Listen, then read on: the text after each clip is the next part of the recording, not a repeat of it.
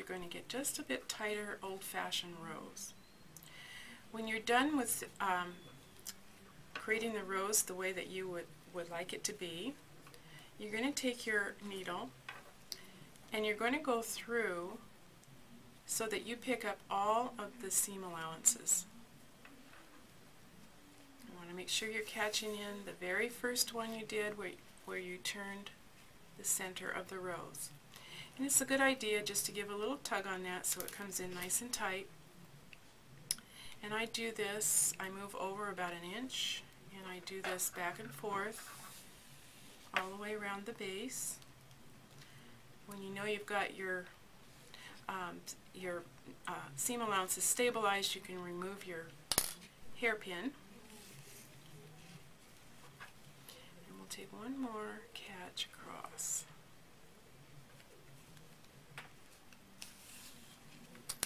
Okay. What I do when I know this is going to go into a stem, I will take my final pull and wrap my thread. This is another good reason why we're using quilting thread, and wrap that around several times, drawing in the edge. It's also a good plan if you're going to do a stemmed rose to get your stem in there as you're doing your rolling. Didn't do it this time, but that's what I would recommend.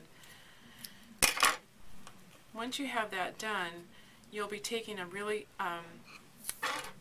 light gauge wire and wrapping around tight and adding this into your stem, covering it with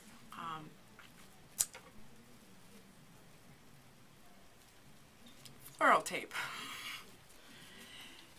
As you wrap the floral tape around, you can also wrap leaves into it. So that's how you would get a stemmed rose. If you're going to do a rose that's going to be finished on the bottom, what you're going to end up doing is you're going to be doing it so that it goes inside out. In this case, we have the right side to the inside, and we've stitched all the way around, and we hit the stop place. What we're going to do here is remove the paper clips,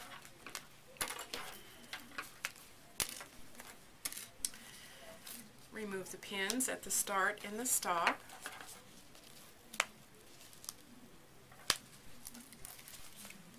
take your templates off. Your first template will come off nicely. Your inside template this time, you're going to turn your whole tube right side out. Again, we left our needle and thread together here, threaded. We just drop that down to the side. I want you to turn the inside tube back on itself as you're pulling the template out. Again, you just manipulate this. It'll straighten out. Just bring it down.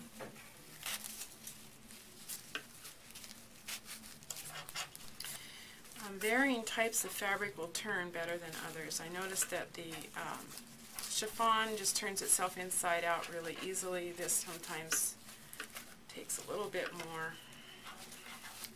manipulating to get it to work.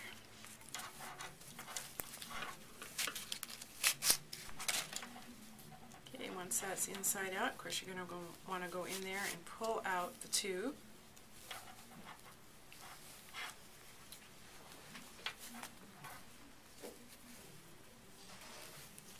Working that out.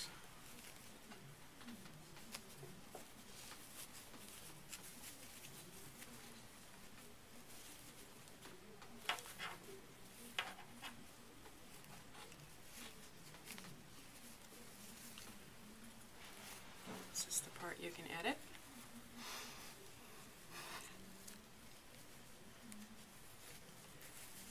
Okay, once that's worked all the way out to the tip, and sometimes you'll want to take a little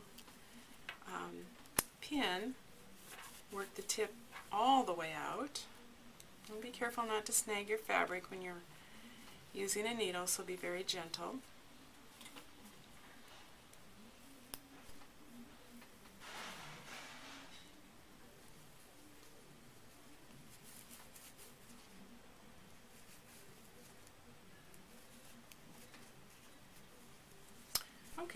Once that's out, the next thing that you're going to need to do is to stitch the opening at the back end closed.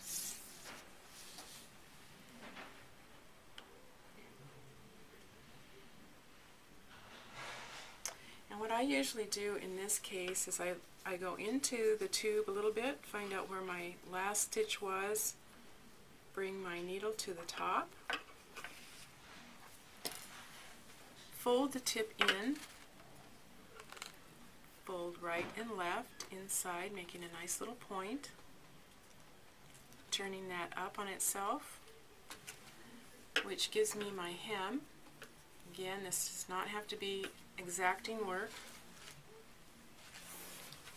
Pin it so it's held while you're going to stitch it closed. Going back here, and we're working the seam allowance in.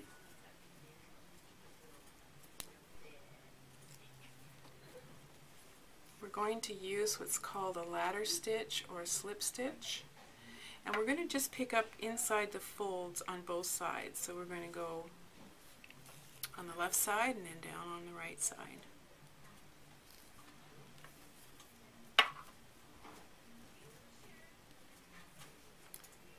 And this will close up that opening.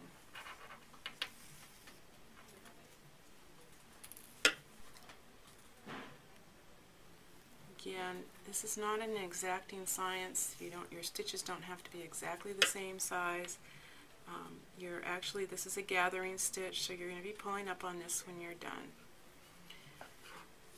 Okay, we're down to the end. I take one last stitch this direction, and I catch the other side of the fold in. Then I am ready to gather.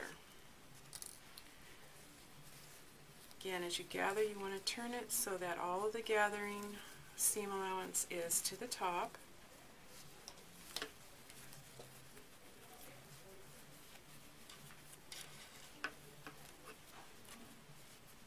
Bring it up. This time I'm going to do a really fluffy one, so I'm going to have fairly tight gathers.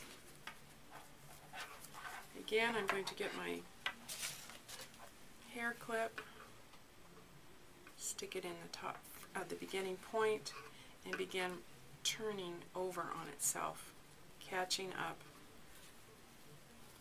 the gathered seam allowance. And you'll notice that the seam allowance is to the inside of the row, so this bottom section here is finished. You don't have any raw edges sticking out.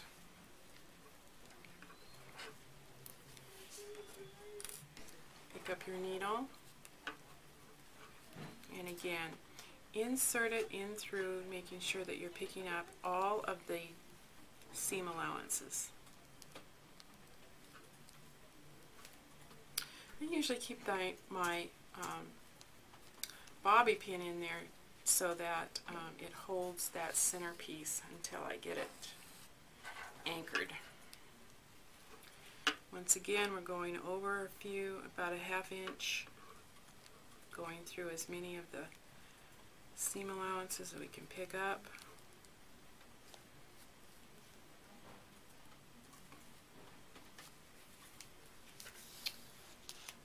And you really need to rotate all the way around. Just to speed this up, I'm going to show you a finished one. This is what it would look like when it's completely done. This gives you the opportunity then to add leaves and create, with crinoline on the back, you're going to be able to make a corsage. You would just hot glue your pin on, and that would give you a completed project right there. You can also put the small ones, these are done in chiffon, they can go on a hair clip.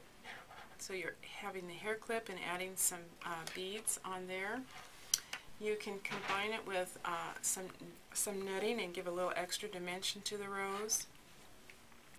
You can put it on a hairband for a little extra touch to that wedding dress, flower girl dress. You can add it with our bow maker and you can create a wonderful top to a package, or you can create a corsage with this as well. And one of the most fun things to do is to create compositions. So one of the things you can do is make a variety of different sizes of the roses and add it in with yo-yos and other formed flowers to make a wonderful composition that can go on the top of a memory box.